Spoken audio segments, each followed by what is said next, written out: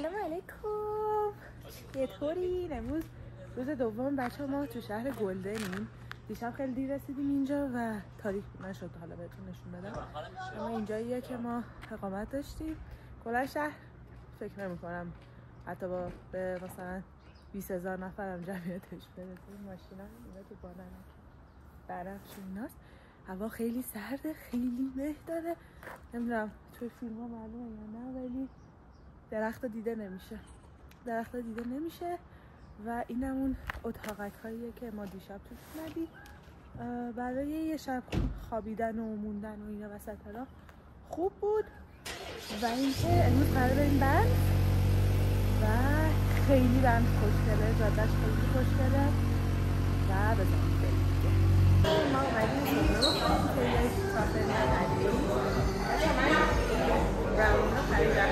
من دوتاش خیلی بسید و این دو و قیمتش تقریبا خوشگلیه و این فضای بیرونشه و فضای حالا آدم هست که خیلی نشون بدم ولی خیلی بانمک نمیداری حسه باشم هم یاد داریم. الان کجاییم ما دقیقا؟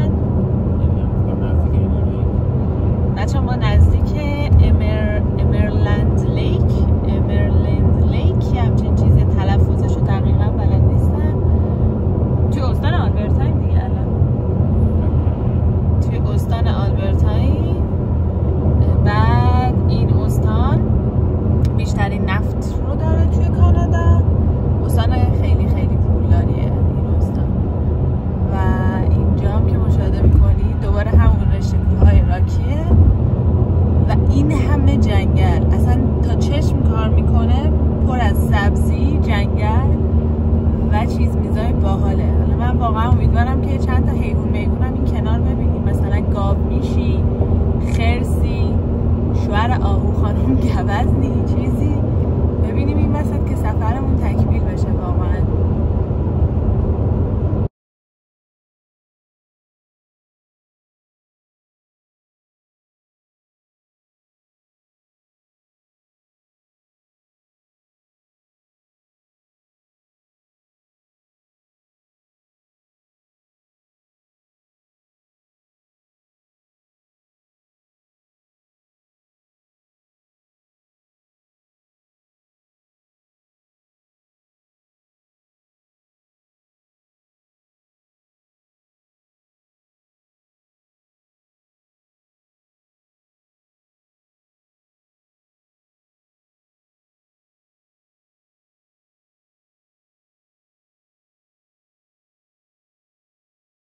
بچه‌ها میخوام یه چیزی بهتون نشون بدم فوق‌العاده، یعنی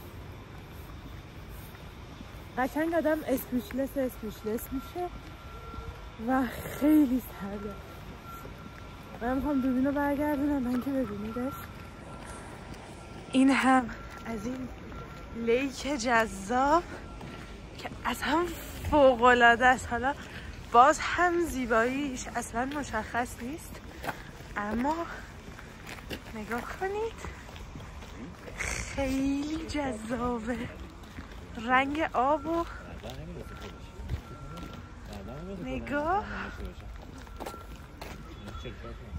نه اصلا واقعا چیز جذابیه. خیلی فقط سرده.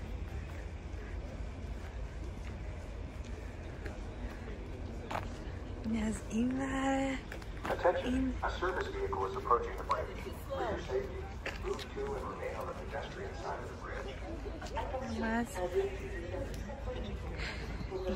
سمت. بچه ها ما الان توی دهکده تور کنار دریاچه چی بود تلفظش؟ امرالد لیکیم و این کابیناشه و اینکه مردم بیان و اینجا حالا یه شب دو شب بمونن. اینم از دریاچه من اینو زومش بکنم. این کابینا رو ببینید که چجوریه. ببین واقعا خیلی خوشگله و آدم حس میکنه که توی خارجه. این حسه این که توی خارج باشی یا نباشی خیلی چیز قویه و توی بعضی از شهرها اصلا حس نمیکنی که تو در خارجی، ولی مثلا اینجا یکی از همون جاهاییه که تو حس میکنی توی خارجی. حالا این فکر کنم دیگه انتهای کابینه، بعدش دیگه میرسه به تریل برای اینکه حالا هر کس بخواد هایک بره یا بخواد بره کوهنوردی یا از اینجور چیزا.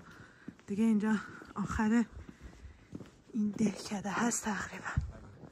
ما از اون راه اومدیم دوباره میاییم و این دریاچه خیلی واقعا خیلی خوشگله و من فکر میکنم اگه مثلا توی یکی از این کابینا باشی و مثلا حالا یه شب بمونی خیلی بهت بیشتر خوش بگذره، چون یه زاویه خیلی جذابی رو میتونی ببینی. دوستان دارن عکس میگیرن و رنگ دریاچه رو نگاه کن. من اسم میکردم که ممکنه سولفور یا یه چیزی توش داشته باشه که این رنگیه، ولی اصلا بوی سولفور و اینا رو نمیده. من نمیدونم چرا این رنگیه. خیلی رنگش بانمک و باحاله. بچه ها اینم از نمای پایینی دریاچه. از اون ور پارکینگشه. اینجوری پل ساختن، میای از این پل رد میشی و میری به سمت دهکده. این ور یه تیکه دریاچه است که نشونتون دادم و این مردمان رد بشن و این ورم سمت بعدی دریاچه است. اون ورم که خورشید و اینم نمای کلی. یه زاویه دیگه از این ورش از پشتش میخوام دوربین رو برگردونم. این نمای جنگلیه که ما هستیم. این از این زاویه که دریاچه رو ببینید. اینم سهراب که داره عکس میگیره. واقعا زیباست.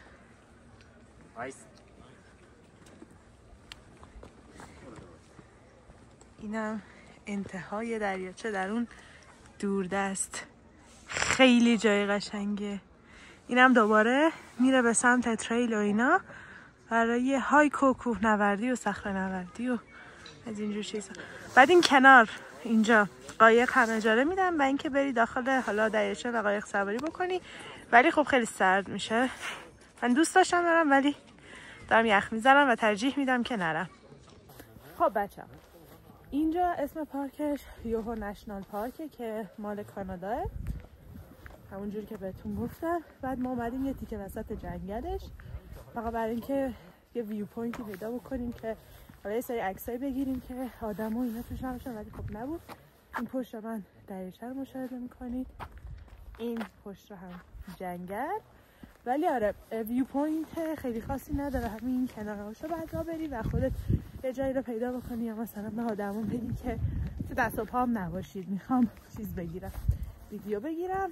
هوا سرده واقعا. حالا من یکم راه رفتم گرمم شده. بعد اینکه پس میخواد، پس باید بگیرید، ولی ما نگرفتیم. حالا نمیدونیم قرار جریممون بکنن یا نه، چون نه چیزی بود که ما بتونیم ازش پس بگیریم، نه آدمی بود که حالا مثلا بگه که پساتون رو ببینم بعد اجازه بدم راه برید داخل. خیلی عجیب بود برکن. و اینکه حالا دیگه این شکلی. سلام بچه ها، ما الان میخوایم بریم لیک لویز زیبا و از اونجایی که پارکینگ های اطرافش پر بود بهمون گفتن که بعد بیایم یه جای دیگه پارک بکنیم که این تقریبا بیابون توریه که میبینید و مثلا یه 7-8 کیلومتر با چیز فرق داره، با خود لیک لویز فرق داره و باید اتوبوس های خودش و شاتل های خودش رو سوار شیم و بریم تا لیک لویز و ببینیم که چه شکلی. بچه ما رسیدیم به لیک لویز. یه چیزی که بخوام بهتون بگم اینه که توی این موقعیت وقتی که بیاید لیک لوئیس اصلا چند تا شرکت، چند تا کامپانی میتونید که تورش رو بخرید. ارزون ترین توری که میتونید بخرید مال خود پارک کانادا که خیلی کمتره و بقیه شرکت خیلی گرون‌تر. مثلا ما برای یه تور 1 ساعت و نیمه تقریبا فقط هم خود لیک لوئیس نفری $55 پلاس تکس دادیم و خب این خیلی گرونه و اگر که میتونید از خود پارک کانادا بخرید خیلی ارزون تر میشه. و ما الان رسیدیم به لیک لوئیس زیبا و میتونم بگم فوق العاده است.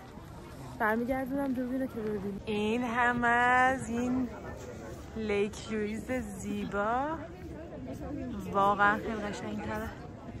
خیلی قشنگ‌تر، واقعیتش خیلی قشنگ‌تر از فیلمشه. اینم اطراف که پر آدمه. اینجا